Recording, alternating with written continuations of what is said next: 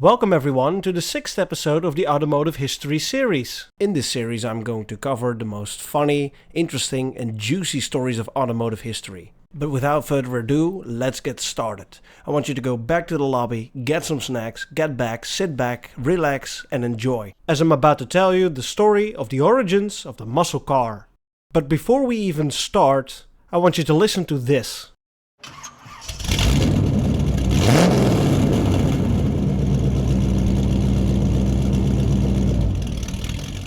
That is the sound of true American muscle, and I get an eargasm every time I hear it. It seems like that the classic American muscle car of the 1960s is the big stuff today, as opposed to regular sedan models of the 1960s. Besides the retro introduction of some of these muscle/pony cars, the original version itself is also selling for astronomically high prices, especially the top spec racing versions that were produced in limited numbers and were driven by famous racers. Remember that Top Gear episode where a poor British man tried to buy a muscle car? 89,900. I need something a bit less than that. A little bit less than that? Less than that. So how much for a Cougar? Cudas are anywhere from 35 to 200,000, depending upon the condition and so on. I need something that's a bit less than that. A bit less than that. How much for a Challenger? Challenger start at 20,000, 19,900. Less than that. Less than that. One reason I could think of why the price of classic muscle cars is skyrocketing faster than it will ever run on a drag strip are those dang baby boomers. Because these classic muscle cars were the cars they bought back in their youth, and that's what's them reminding of. The good old days. And now that I'm talking about the good old days, let's start with the history lesson. The history of the muscle car shows many similarities with the history of the pony car, so I kind of advise you to watch the pony car video I made earlier first, just to get that extra background information, and it also allows me to skip that in this video. But besides that, the American buying public started to gain interest in performance, and it already happened in the mid to late 50s and really started to become visible in the early 1960s. And that's where stuff already gets difficult. Till this very day, car people are divided over the fact of what was the first muscle car. The pony car? Yeah, well, now that's simple. That was a clearly defined market thanks to Ford, and also a very clearly defined date, which was April 17, 1964, the day of the introduction of the Ford Mustang. But the muscle car? No, that was a little more vague. I, for instance, thought for a very long time that the muscle car grew out of the pony car, and that the muscle car eventually replaced the pony car in the late 1960s. That, let's say, the quick and nimble Ford Mustang started to grow in the late 60s and eventually became a muscle car. But that's not true, or at least not entirely. The muscle car is something that kind of vaguely grew out of the desire of performance and early 60s racing. It doesn't really have a set date like the pony car, but it gradually evolved over the course of the early 1960s. And across the automotive world, most of the people seem to agree that the very first muscle car was the 1964 Pontiac GTO. Why are you pressing the wrong button? You said 1949 Oldsmobile Rocket 88 wrong. Oh yeah, I forgot about that. Like I said, generally it's accepted that the 1964 Pontiac GTO was the first muscle car, but there are people out there that try to argue that. By coming up with two examples, one of which is the 1949 Oldsmobile Rocket 88, and the other one is the late 1950s Chrysler 300 Leather series. The first one, the Oldsmobile, was a car that wasn't specifically sold because of its safety or luxury, but it was specifically sold because of its rocket V8. It was sold because of its performance, and so this car fits the muscle car description. And the same goes for the Chrysler 300 Leather series. These were also big, luxurious two-door coupes with a massive V8 engine, and were, funnily enough, also known as the banker's hot rod. But here's the deal. The term muscle car wasn't known back then. So how could a car possibly be a muscle car when the term wasn't even invented yet? And to make things even worse and complicated, the term muscle car wasn't even known in the 1960s. These cars were mostly known as supercars.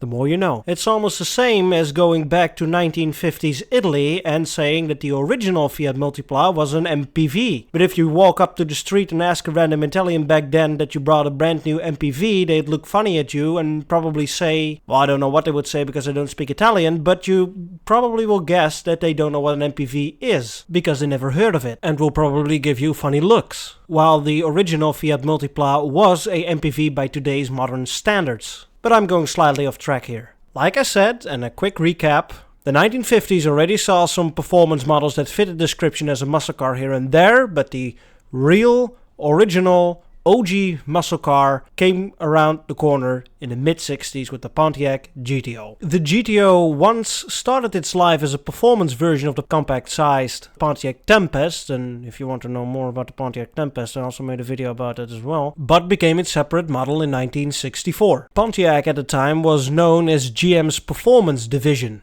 And one way to show off their performance is when they decided to take the big engine block of the full-size Pontiac Catalinas and Bonnevilles and shove that into a mid-size car for ultimate performance. And that is essentially what a muscle car is. It's a mid-size car where you try to shove in the biggest engine that you have available for maximum straight-line performance. With the GTO, GM thought, hey, let's pull that trick on all our marks. And so in 1964, also the Chevrolet Chevelle SS came out, the Oldsmobile 442 came out, and the Buick Grand Sport. As usual, luxury car division Cadillac was left out of the picture because who needs such plebeian and pubescent performance? God, I should become a poet. And I'm once again going slightly off track here, because what is a muscle car and what isn't? People try to define what a muscle car is, but I guess it's better to just look at performance models and judge on the spot whether it's a muscle car or not. Because let's make one thing clear, a Chevrolet Chevelle, a regular Chevelle, is not a muscle car. Look. You see this picture? That is a 4-door Chevelle with an inline 6. Now I can tell you that's not going to be a drag strip winner. What is a muscle car though is the Chevrolet Chevelle SS, and the SS stands for Super Sport, and not for something that came from the Second World War. The SS models always came with a big high-performance engine. I found this website that just looked at high-performance car models of the 1960s and decided per car if it was a muscle car or not. And it goes something like this. Good evening, sir. Welcome to the Muscle Car Party. Please do state your model and make. Plymouth Roadrunner. Then please, sir, do go ahead, have fun at the party. And yes, you, sir, what is your make and model? Chevrolet Chevelle. SS. Then please, sir, my sincere apologies for keeping you waiting. Do go ahead and have fun at the party, sir. And what about you, sir? What's your make and model? Yeah, Ford Galaxy. Okay, please do wait a minute, sir. Do you have an engine capacity that's greater or smaller than 390 cubic inches? Smaller? Then I'm afraid, sir, that I cannot let you in. Please try to have some late night entertainment somewhere else. Now, seriously, it just goes like that. Sometimes the cubic capacity of an engine decides whether it's going to be a muscle car or not. This also means that what originally a pony car was, cars such as the Chevrolet Camaro, can also be muscle cars, as long as it is an SS model or the Z28 model. But I'm getting once again way off track here, so let's get back on the road. GM kind of kickstarted the muscle car market with the Pontiac GTO and the Oldsmobile 442, yada yada yada. Ford in the meantime was too busy making money with the Mustang, so the Ford Torino GT and some high performance spec versions of the Mustang were considered muscle cars. But it was Chrysler that, as usual, was fashionably late for the muscle car party but decided to come up with a whole lot of presents. Yes, that is presents written like this and presents written like this. Really, Chrysler came up with an extensive list of performance models, including the Dodge Challenger RT, which stands for Road and Track, the Dodge Charger RT, the Dodge Coronet RT, the Dodge Super B, and if that wasn't enough, you also had the top spec racing version known as the Dodge Daytona, with its massive rear wing and its bullet-shaped nose. Plymouth also received a wide range of performance models, including the Plymouth Cuda, not the Barracuda, but the Cuda, the Plymouth Duster, the Plymouth GTX, and also the Plymouth Superbird, which is Plymouth's version of the Dodge Daytona. It's also with the bullet nose and the massive rear spoiler. But while these models came out, it became more and more powerful over the course of the late 1960s. 350 to 450 horsepower were pretty normal performance figures. These cars also started to get more and more expensive. They started to get more quirks and features and also started to carry a lot more weight. And in a way to fight back the increasing retail price, Plymouth decided to launch the Plymouth Roadrunner, which was a cheap alternative to the Plymouth GTX. And the Roadrunner, well, that is true muscle car. The interior was so bare bone, the car was stripped of all basic necessities simply to make the car as light as possible while still having the largest engine available. Seriously, the car was even lacking floor carpeting. And now that I'm talking about the Plymouth Roadrunner, here comes one right now.